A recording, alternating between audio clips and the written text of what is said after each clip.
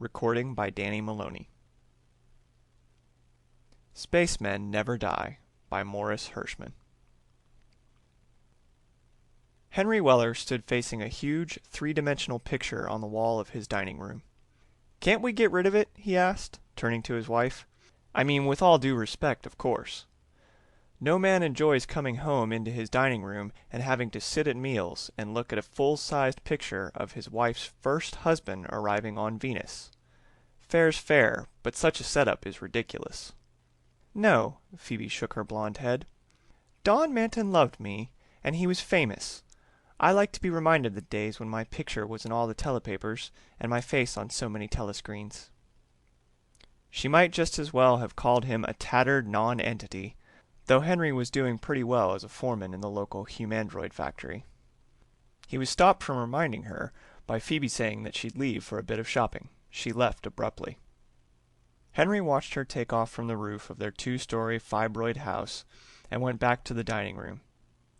Now, even his warmest admirers would give in that he had a streak of stubbornness in him a mile wide and 6 miles deep.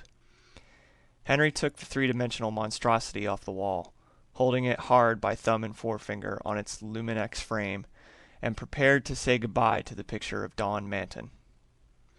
A foreman at one of the humandroid shops has to be able to consider alternatives, and Henry had done this. If he only hid the picture, there'd be a domestic crisis, and the picture would sooner or later be back on the wall. If he destroyed it, there'd also be a crisis, but one that would eventually blow over. Unluckily for him, these three-dimensional wall pictures were made out of glassine, and when he tried setting fire to it, it nearly burned down the house. Upon feeding it to the old-fashioned fireplace, nothing grew hot except his temper. Ripping the picture to shreds would have been the next step, but you can't rip glassine. For maybe the 6 millionth time he cursed out Don Manton, the well-known explorer in the realm of outer space. Henry understood in a general way that Don Manton had been among the first to chart the cities of Mars and Venus, and had accidentally died on a planet named Amel, but Henry had no intention of living in Don Manton's shadow. The picture, which showed the late explorer talking with 3 Venusians, had been hung up again when Phoebe came through the ceiling door along the extension stairway which flicked up to meet her. "You've been trying to get rid of Don's picture." He'd hung it crookedly, and a diagonal slash of white wallpaper had given him away. "Just this one. You've got cans of telefilm in the cellar, but them I don't mind. This," he flicked it with a thumbnail, "I do mind." "As long as I stay," Phoebe said quietly, "my darling Don's picture stays. But what about your darling Henry? Am I just a humandroid who looks and behaves and talks like a human being? Haven't I got feelings?" Henry strode around the room, hitting the fibroid floor like a prehistoric monster on a sandpaper bridge.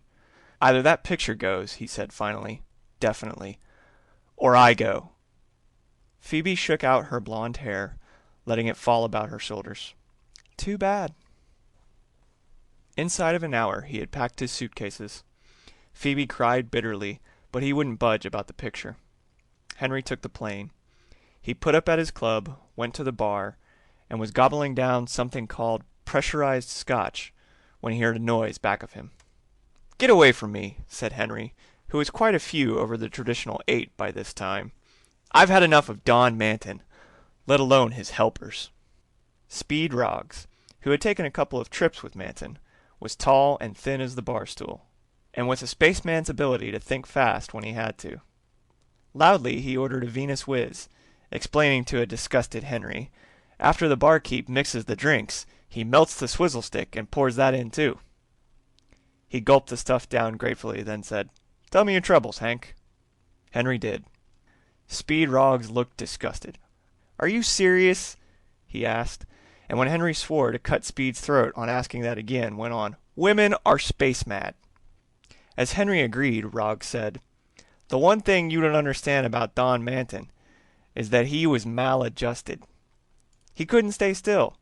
He always wanted what he couldn't have. That goes for his feelings for women, too."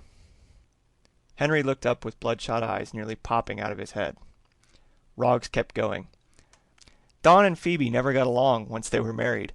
It was Manton's fault. Like all explorers, he was unhappy over his lot and looked beyond the rainbow. In fact, he told me once that the only reason he went in for exploring space was to get away from his wife. Henry Weller suddenly rocked with laughter. He got to his feet, took Roggs, and went to his room, still laughing. He lay on the bed for half an hour.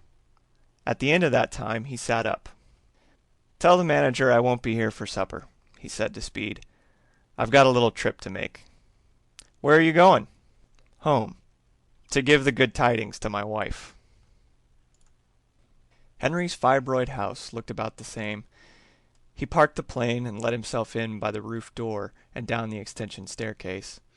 He found Phoebe in the kitchen bent over a pot, and at the sound of him she turned. A near smile flickered in her blue eyes. "Phoebe?" "Henry?"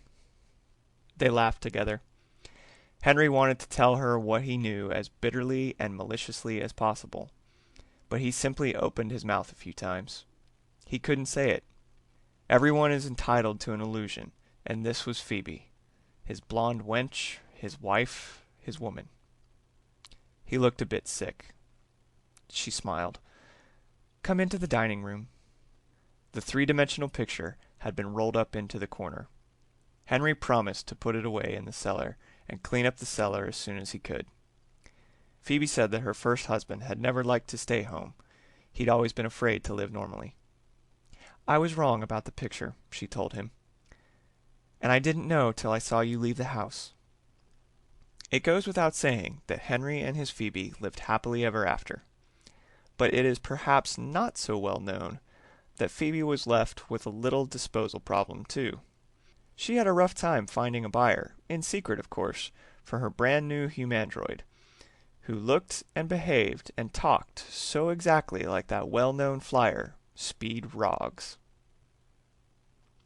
End of Spacemen Never Die by Morris Hershman. Recording by Danny Maloney.